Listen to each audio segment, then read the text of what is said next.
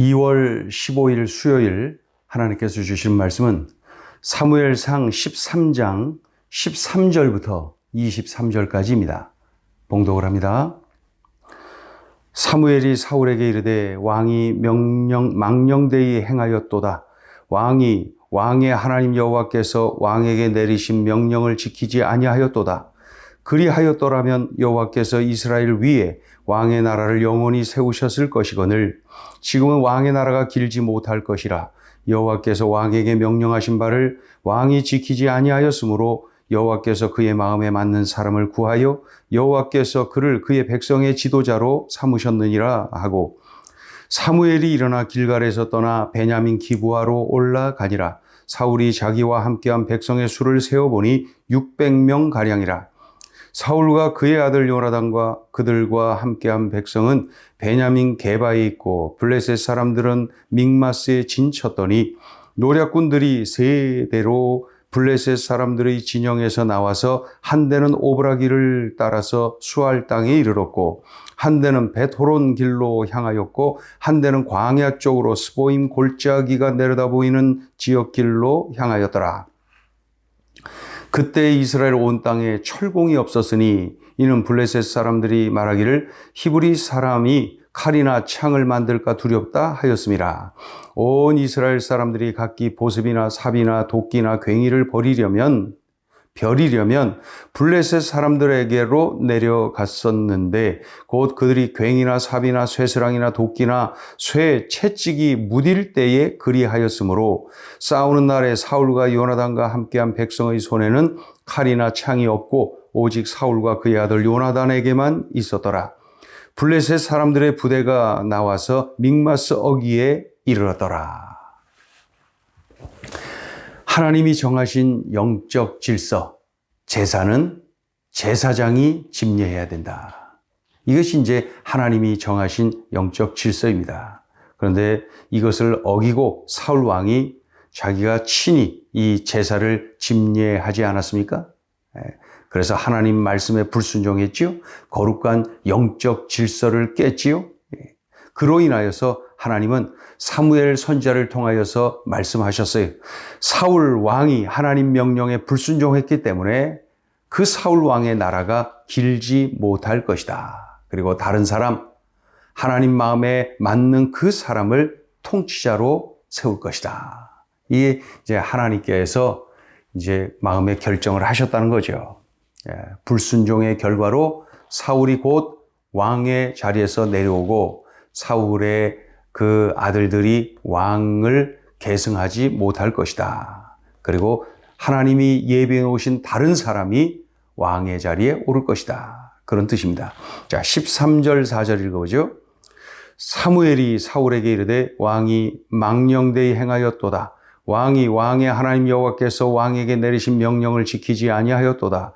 그리하였더라면 여호와께서 이스라엘 위에 왕의 나라를 영원히 세우셨을 것이거늘 지금은 왕의 나라가 길지 못할 것이라. 여호와께서 왕에게 명령하신 바를 왕이 지키지 아니하였으므로 여호와께서 그의 마음에 맞는 사람을 구하여 여호와께서 그를 그의 백성의 지도자로 삼으셨느니라. 이와 같이 충격적인 말씀을 듣고 사울 왕이 얼마나 고통스러웠겠습니까? 그런데 그 고통을 느낄 겨를도 없습니다. 사무엘을 통하여서 들은 그 말을 그렇게 마음에 담을 그런 겨를이 없어요. 왜 그래요? 전쟁 중이거든요. 전쟁 중. 지금 당장 블레셋과 맞서 싸워야 되는데 그런 말 저런 말이 들려오겠습니까? 사울 왕은 자신과 계속 함께할 백성의 숫자를 세어봅니다. 그런데 그 숫자가 600명입니다. 600명. 다 흩어지고 도망치고 숨고 600명 남은 거예요. 사울 왕과 함께 싸우겠다. 블레셋을 대항하여 싸우겠다. 600명밖에 없어요. 600명. 반면에 이 블레셋은 숫자가 해변의 모래알처럼 많다 그랬죠. 그래갖고 너무나도 그 숫자가 많으니까 아예 그냥 세 개의 부대로 나누어서 이스라엘 완전히 포위를 합니다. 군대의 숫자도 크게 차이가 나지만은 무기 수준은 더합니다. 그 차이가 더해요. 이스라엘은 아직도 청동 무기, 그런데 블레셋은 이미 철기 무기를 가지고 있었어요. 철병거도 가지고 있었으니 말이죠.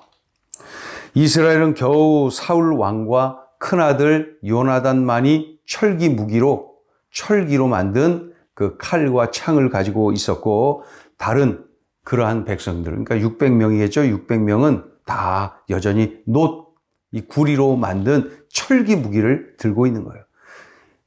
그 청동기 무기죠. 청동기 무기를 들고 있어요. 그러니까 이 청동기 무기와 철기 무기가, 이게 싸움이 이게 되겠습니까? 자, 22절 읽어보죠. 22절. 싸우는 날에 사울과 요나단과 함께한 백성의 손에는 칼이나 창이 없고 오직 사울과 그의 아들 요나단에게만 있었더라. 그러니까 이 농기구 들고 싸우는 것이고, 칼과 창은 오직 그 지도자 사울 왕과 큰아들, 큰아들 누굽니까? 요나단만이 그러한 무기를 가지고 있었다. 그러니까 이 싸움은 숫자로 보나 무기 수준으로 보나 도대체 전쟁을 해서는 안 되는 그러한 정황인 것이죠.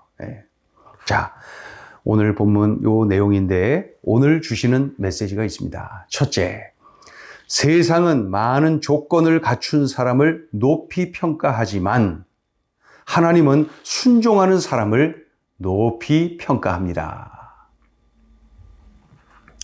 14절에 분명히 말씀하고 있죠. 하나님은 순종하는 사람을 높이 평가하신다.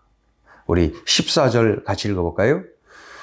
지금은 왕의 나라가 길지 못할 것이라 여호와께서 왕에게 명령하신 바를 왕이 지키지 아니하였으므로 여호와께서 그의 마음에 맞는 사람을 구하여 여호와께서 그를 그의 백성의 지도자로 삼으셨느니라. 불순종하여서 그 사울 왕의 나라가 길지 않을 것이다. 곧 그칠 것이다. 그리고 하나님의 마음에 합한 다른 사람을 그 왕 위에 올릴 것이다. 그런 뜻이죠. 여호와께서 왕에게 명령하신 바를 왕이 지키지 아니하였으므로, 불순종하였으므로 이렇게 될 것이다. 그 말씀이. 그러니까 이 내용에서 알 수 있는 건 뭐예요? 하나님은 순종하는 사람을 높이 평가하신다. 세상은 많은 조건을 갖춘 사람을 높이 평가하지만 우리 하나님은 순종하는 사람을 높이 평가하신다. 출애굽하여서 가나안을 정복하는 과정에서 있었던 큰 사건이 있었죠. 큰 성 여리고를 점령하는 그 사건 말입니다. 큰 성 여리고를 함락해야 되는데 하나님께서 지도자 여호수아에게 말씀하셨어요. 백성들이 침묵하고 하루에 한 바퀴씩 여리고성을 돌아라. 아무 말하지 말고. 두 번째 날에도 돌아라. 세 번째 날에도 돌아라. 이렇게 해서 6일 동안 아무 말 하지 말고 한 바퀴씩 돌라는 거예요. 그리고 7일째 되는 날에는 7바퀴 돌아라. 그리고 7바퀴를 다 돈 후에 일제히 소리쳐라. 이게 하나님의 말씀입니다. 이게 얼마나 어린아이 같고 황당한 그러한 말씀입니까? 그럼에도 불구하고 이 이스라엘 백성들이 그대로 순종합니다. 그럴 때에 여리고성이 함락된 것 우리가 알지 않아요? 도대체 말도 안 되는 이러한 방법 하나님이 쓰셨어요. 그럼에도 불구하고 그대로 순종했더니 하나님이 일하셨어요. 하나님이 책임지셨어요. 우리 하나님은 말씀하셨을 때 우리의 생각에 아무리 황당해도 그대로 순종할 때에, 철저하게 순종할 때에 우리 하나님이 일하십니다. 우리 하나님이 책임지십니다. 그 사실을 우리가 기억해야 됩니다. 하나님은 순종하는 사람을 높이 평가하신다. 하나님은 순종하는 사람을 통하여서 엄청나심을 드러내신다. 우리가 꼭 기억해야 됩니다. 다른 어떠한 능력을 갖춘 사람을 높이 평가하는 것이 아니라 하나님은 순종하는 그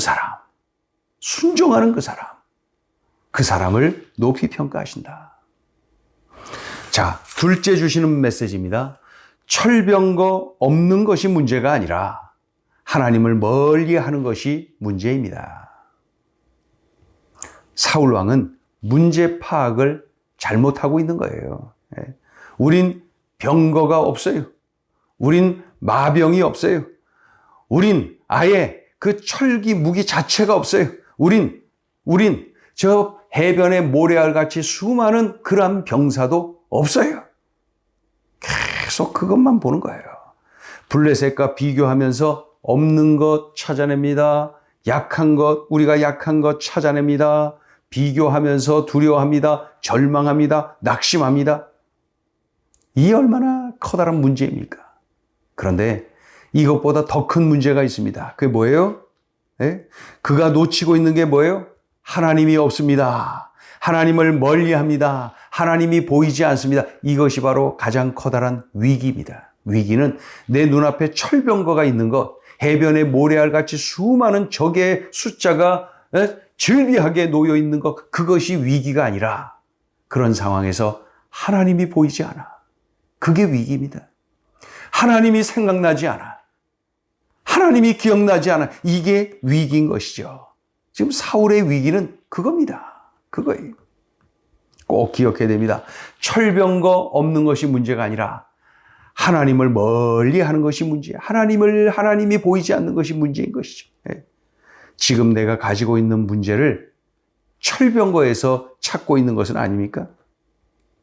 내가 하나님을 가까이 할 때, 내가 하나님을 의지할 때 이 철병거, 이 철기 무기 이런 것들 더 이상 문제가 아닙니다. 왜 그래요? 하나님이 철병거보다 크시기 때문에, 하나님이 철병거보다 강하시기 때문에, 그러니 지금의 이 환경보다 크신 하나님이심을 확신할 때에 우리는 철병거 없는 것이 문제가 아니라 하나님을 멀리하는 것이 문제다. 그러니 하나님을 찾을 때, 하나님을 가까이 할 때, 하나님께 집중할 때에 이 문제는 더 이상 문제가 아닙니다. 왜요? 이 철병거보다 하나님이 크시니까. 오늘 주신 말씀을 꼭 명심해야 되겠습니다. 기도합니다. 하나님 아버지, 위기 상황에서, 그 절체절명의 위기 상황에서 어떻게 하라고 오늘 들려주신 이 말씀을 우리들이 명심하여 살아내게 하여 주옵소서. 하나님, 우리는 비교하며 낙심합니다. 우리는 상황을 바라보며 절망합니다. 그 순간 우리는 믿음의 눈을 활짝 뜨고 크신 하나님, 엄청나신 하나님, 전능하신 하나님, 나를 사랑하시는 하나님께 집중하게 하여 주옵소서. 그래서 승리하고 그래서 우리 하나님을 자랑하는 우리의 삶이 되게 하여 주옵소서. 예수님의 이름으로 기도 올리옵나이다. 아멘.